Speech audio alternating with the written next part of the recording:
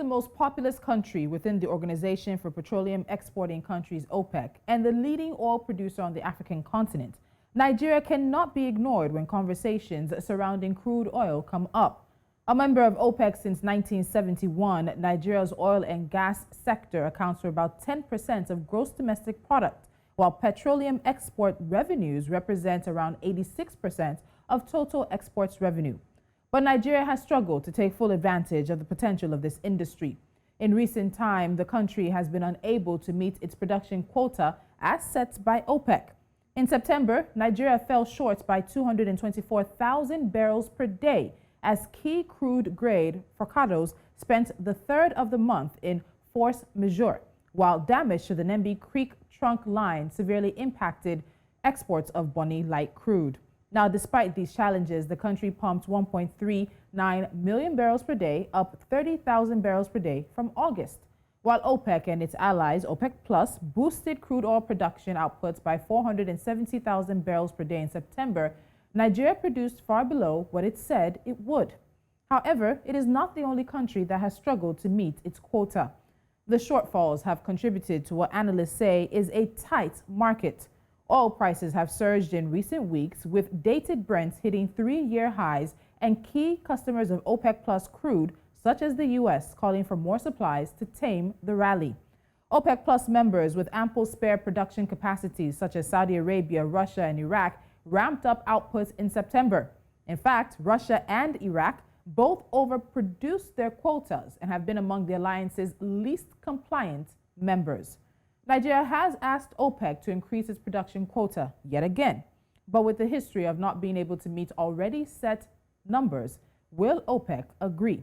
Why is Africa's #1 crude oil exporter still struggling? Today, we're looking at how Nigeria can fix her crude oil issues. I'm Tolulope Adeleru Balogun. Welcome. This is Business Edge.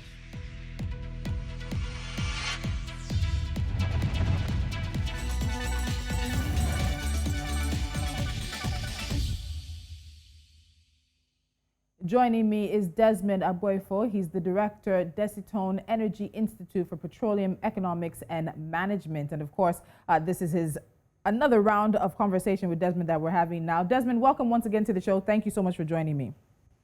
Thank you very much, Tolulope. I hope you can hear me very well, nice and good. Thank you so much. So as I would say, loud and clear over here. Desmond, let's get straight to it. So we're seeing Nigeria struggle to meet its OPEC quota. And according to the group, Nigeria produced 1.23 million barrels per day in August, less than the 1.32 million barrels per day produced in July. Some might say now we're even seeing a trend, a declining trend. But both July and August production were far from the country's OPEC production quota of 1.6 million barrels per day, excluding condensate. What is the situation? Why is Nigeria over the past few months struggling to meet up with its oil production? Why the decline? Thank you very much, Tolulope. I think it's quite expected as a country. We are starting with a lot of complexities in our current economic situation. And just to put that in context, the OPEC's monthly oil market report has stated very clearly that in August we had 1.2 million barrels per day. That's for just without condensate.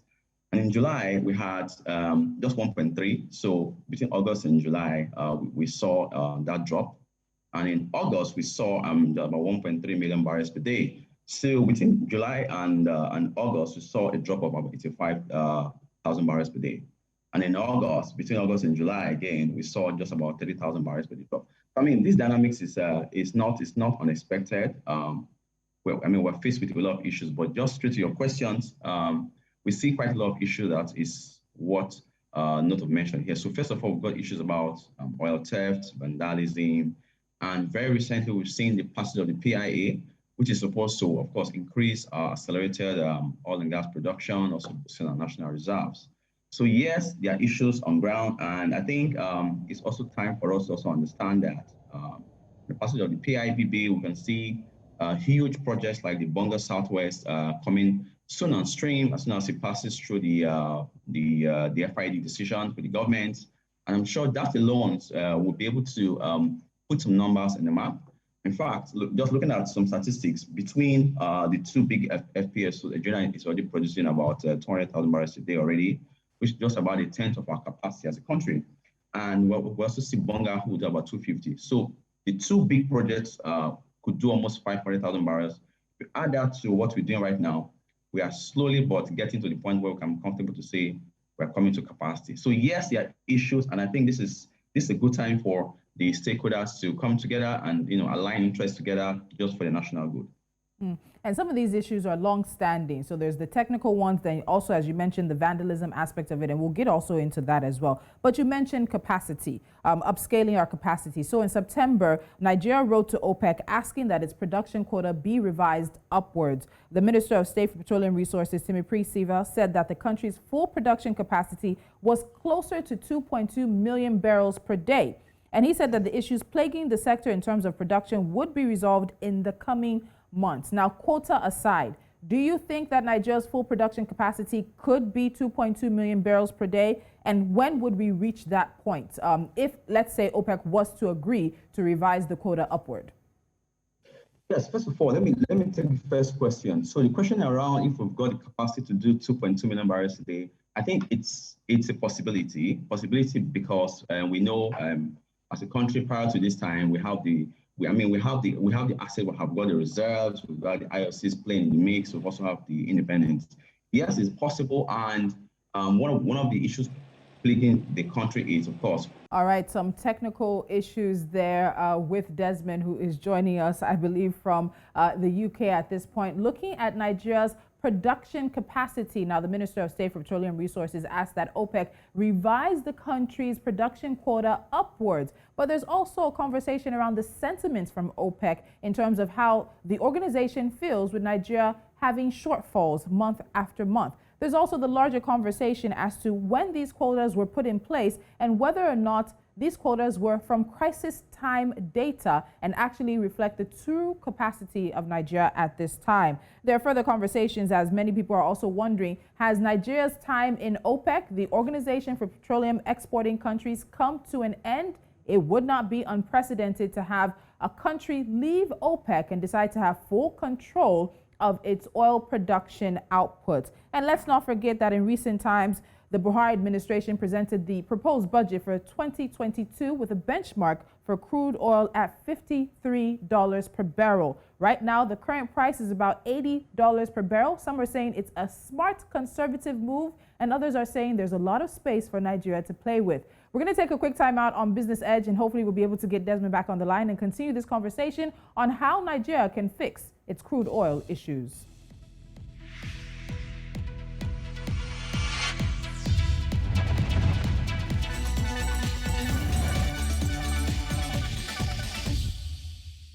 You're watching Business Edge on News Central. Our conversation today looking at Nigeria's crude oil issues. My guest, Desmond Agboifo, the director of Desyton Energy Institute for Petroleum Economics and Management. I do believe we have him on the phone now. Desmond. I'm going to go about this now. Hello, Desmond. Hello, Desmond. Please, can you come? Just come here. All right. Okay, so it seems that we're still having those technical issues, but the conversation surrounding ensuring that Nigeria, which is the continent's largest crude oil producer, meets up to its name in the long term. Right now, the country has fallen short in the past few months of meeting the quota, the OPEC quota production quota, I beg your pardon, for its crude oil. There are also questions about whether or not it should leave the Organization of Petroleum Exporting Countries and decide to do as it wishes, even though with OPEC Plus, OPEC has succeeded in bringing in some of those outsiders into a larger conversation. Now, a number of issues are around this. As I mentioned earlier, Nigeria has also set the crude oil benchmark price inside the proposed budget for 2022 at $53 per barrel. That's one of the things we're seeing there. Is that a conservative move? Is it a good move? Is it just enough for a country who has so much dependency on the export revenues from crude oil? Beyond that, we're also seeing a divestment trend as well. Recently, the NNPC reported that investment was down by 30% as the world was moving more towards renewables. With some growing security concerns in recent times, this is also something playing into the conversation. As Desmond mentioned earlier on, it is a complex one that we're seeing happening here in Nigeria, a complex dynamic with Nigeria is struggling to produce optimally because of the reoccurring problem in the upstream sector. We've seen that Shell, one of the large players here in Nigeria's petroleum industry, is in talks with the Nigerian government to sell the Anglo-Dutch company's stake in onshore oil fields. Can Nigeria work to reverse the divestment trend? And also, another company and another conversation, the Minister of State Petroleum Resources saying that OPEC had used crisis time data to arrive at Nigeria's production quota. Data that was at a time when Nigeria was facing the Niger Delta issue. I do think we have Desmond on the line. Desmond, are you with me now? Yes, very well.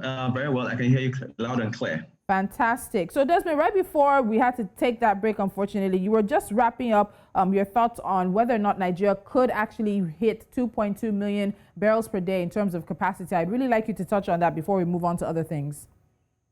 Sure. So the capacity, as I was saying, we have the capacity to do 2 million barrels and even more, to be very honest. I mean, looking at the slew of projects that are on stream and, of course, near decisions to take them on board. We saw, just a case in point, we saw the engineer that swept in about 200,000 barrels of oil per day just in a particular capacity. So, I think all in all, we have the capacity to do that. And I think what is even key is if even looking at how we are able to pass the PIB now to law. The committee now is now working towards trying to inaugurate committees and get that rolling.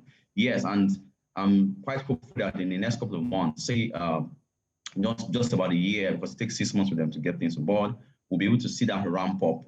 Projects coming up on board, and then we can just progress fairly faster. All right, so let me stay on this request by Nigeria. It's seeming that the sentiment with OPEC is that a country that's not able to meet its current production quota really has no business asking for that quota to be revised upwards. And we also know that the shortfall from Nigeria also means that OPEC has a shortfall overall, because the quotas for each of these countries add up to what OPEC is expecting to put on the market. How do you think this shortfall is playing out with regards to OPEC, with regards to the request to increase our quota coming out every day? How do you think the sentiment is right now regarding Nigeria and OPEC? Okay, thank you, Tolu. To be very honest, I think OPEC are doing a very good job. Just a case in point again, the OPEC member countries, about 13 of them pumps around 28 million barrels of oil a day. And we saw that upshoot, despite our shortfalls in the recent times. We saw that upshoot about just about 300,000 barrels a day in boosting of production. So that's that goes a long way to show that OPEC are pretty much doing a good job. So the sentiments around, if we have to stay in OPEC and things like that, I think what has to be very clear is that we also need to understand the peculiarity of our operating environment in Nigeria, vis-a-vis the conditions which we are trying to grapple with. So from theft, vandalism, and things like that. I think it is quite unprecedented, but I think it's necessary to also state that with the PIA being passed, that was open up opportunities to boost national confidence. Investors' interest will be awakened again, and of course, the government even sees that platform to be to put their own skin in the game. If you look at the Frontier Exploration Fund that has been deliberated in the House, those are indicators that should give the international community some comfort, and also pushing the nerves of the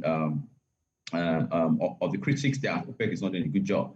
I think as a country, we need to just take our time and grow our timbers and get to the point where we're very comfortable.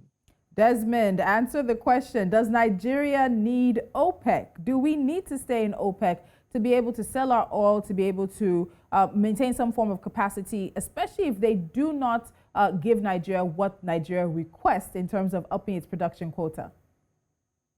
Okay, so straight to your question, I'll say yes. Okay. We need to stay with OPEC. The reason is very simple, because OPEC as a policy organization driving the national growth of oil and gas. Key in point again, if you look at the contribution of OPEC member countries, contributing about 80% of the national productions, that shows they're playing a good role.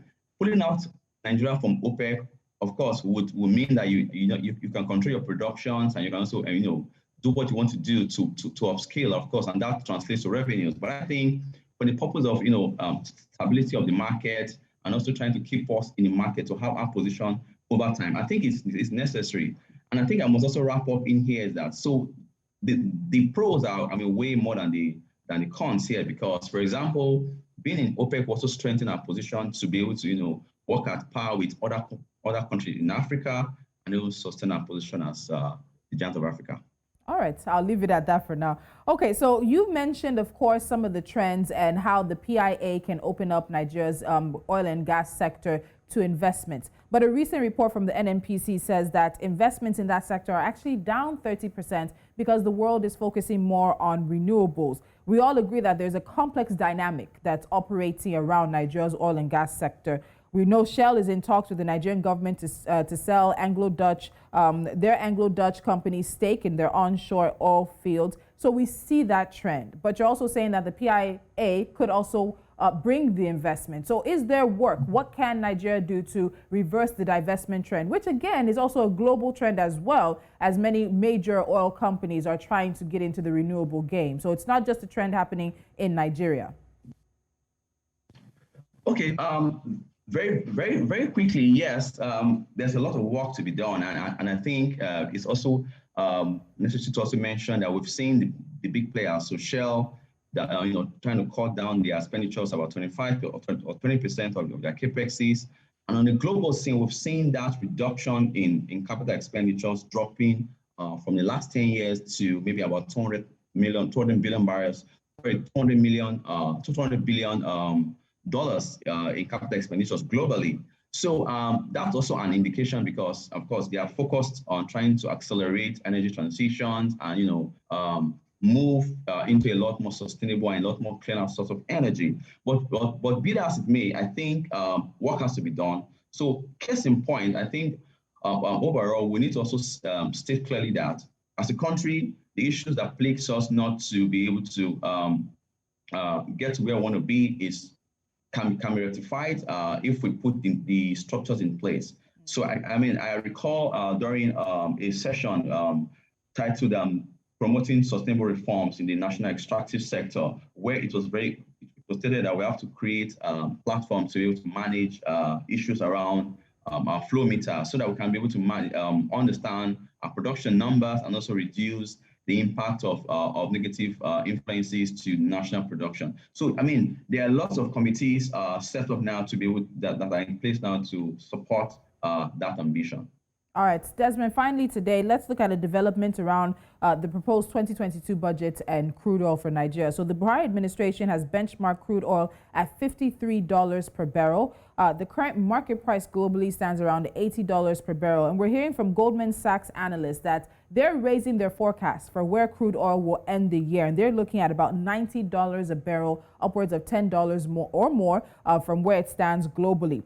Has Nigeria been too conservative in picking its benchmark price for the budget, or is this a nice middle ground way so that the country doesn't get stuck if they put it too high and then prices just suddenly drop and they're looking for revenue all over the place? What do you think about the benchmark in the budget? Okay, thank you, Tolu. Before I answer the question, I think I'll just take a step back. We can see that the prior budget was about 13 trillion for 2021 budget, and it was benchmarked, as you said, at just around $53 per barrel, and that was based on our planned production of 1.8 million barrels. Now, the question if the numbers will be being too conservative or not, I don't think so. Just a case in point, as you may be aware, the industry has faces a lot of maybe 6 to 7 years decline in national oil price drop per cycle. So I think being conservative in the budget estimates is good, and then if we get something better in the future, of course that comes to us as a surplus. But I think it's nice to plan quite conservative, and then when you expect the best, it comes. When you expect the worst, it doesn't cause a lot of knockoff effects on the national costs. All right, Desmond, we'll wrap the conversation there for now. There's still going to be a lot more things and updates happening with Nigeria's crude oil industry, so we'll definitely be touching base with you in the future. Thank you for joining me today. Thank you very much, Balogun. Have a good day. The same to you. And the conversations will not stop as they focus on the continent's largest crude oil producer. Some struggling happening, but also the potential. And I think that's one thing I take away with the conversation from Desmond. Nigeria can meet up to 2.2 million barrels of crude oil per day, taking care of the technical issues. And there seems to be a renewed concentration on really helping the sector meet its potential. You're watching Business Edge on News Central. When we come back, NC4 to watch is on your screen.